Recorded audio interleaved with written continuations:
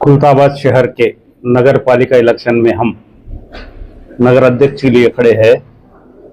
हम जो जो सुविधा जनता को लगती है उस सुविधा देने का काम करेंगे। रोड, आरोग्य, पानी,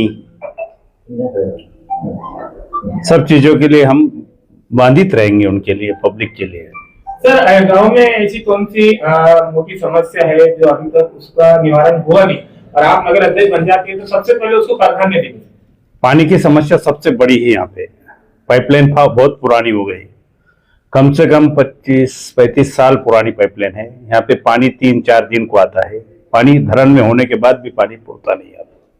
सर, खुलताबाद में देखने में आता है कि जहाँ जो सीजरी का पेशेंट होता है, दूसरे की बीमारियों को जो पेशेंट होता है, तो उसकी खुलताबाद में सुविधा नहीं है। वो तो संभाजीनगर, औरंगाबाद जाना पड़ता है या कंदर जाना पड़ता है। क्या वजह है सर कि अभी तक यहाँ हॉस्पिटल का निर्माण नहीं हुआ? सर, हॉस्पिटल है मगर वहाँ यहाँ पे डॉक्टरी क्या बोलते हैं उसको, थिए पे रहते नहीं। वो वजह से यहाँ पे थोड़ा सा कुछ हुआ क्या बस एम्बुलेंस सीधा औरंगाबाद, कन्नड़ या पुलंबरी ऐसा भागना पड़ता। सर, खुलताबाद तालुका एक सोपी संतांचा तालुका आहे।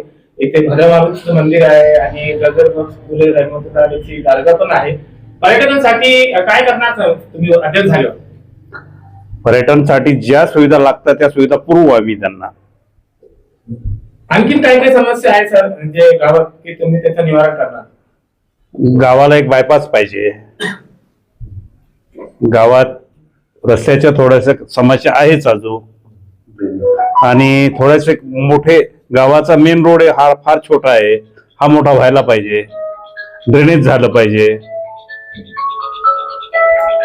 सर, जनतेला काय आवाहन करणार की तुम्ही नगराध्यक्ष जे निवडणूक मध्ये रिंगणात आहे तर जास्तीत जास्त तुमच्या हक्काने मतदान करा?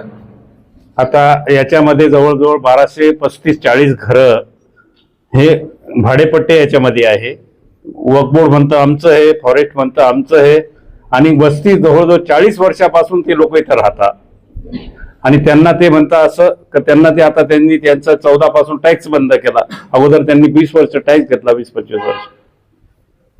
सर, आपलं नाव आणि आपल्या पक्षाचं नाव सांगा?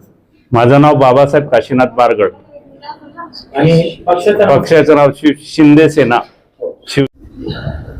पहिला तर मला जे कुकलणारे बापूंनी जे सांगितलं की एकनाथ शिंदे साहेब जे काम करतात त्या पद्धतीने आम्हाला काम करण्याला आणि कुठल्याही निधी आणायला अडचण येणार नाही।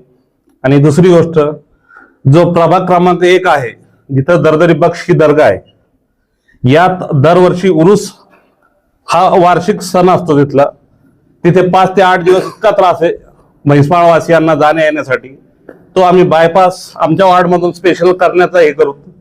आणि जे वार्डमध्ये फॉरेस्ट डिपार्टमेंटचं म्हणणं आहे की जागा आमची आहे, वक्फ बोर्डचं म्हणणं आहे आमची आहे, ती आम्ही साधारणतः आमच्या वतीने जितकं होईल तितकं लोकांना घरकुल आणि जागा त्यांच्या टॅक्स भाड्यापावत्या वगैरे सुरू करण्याचा प्रयत्न करू। काय नाव आहे आपलं? उमेश बारगळ, आणि माझी उमेदवारीसाठी आई उभी आहे शारदाबाई भिवसन बारगळ।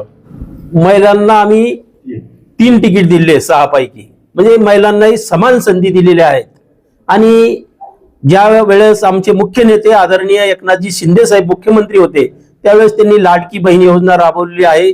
महाराष्ट्रात त्यांनी जे झुंजारपणे काम करतात ते रात्रीच्या 3 वाजेपर्यंत 4 वाजेपर्यंत, त्याचं आम्हाला आमच्या नेत्यावर, महाराष्ट्राच्या जनतेचं, लाडक्या बहिणीचं, लाडक्या भावाचं, शेतकऱ्याचं, कष्टकऱ्याचं सर्वांचंच प्रेम आहे।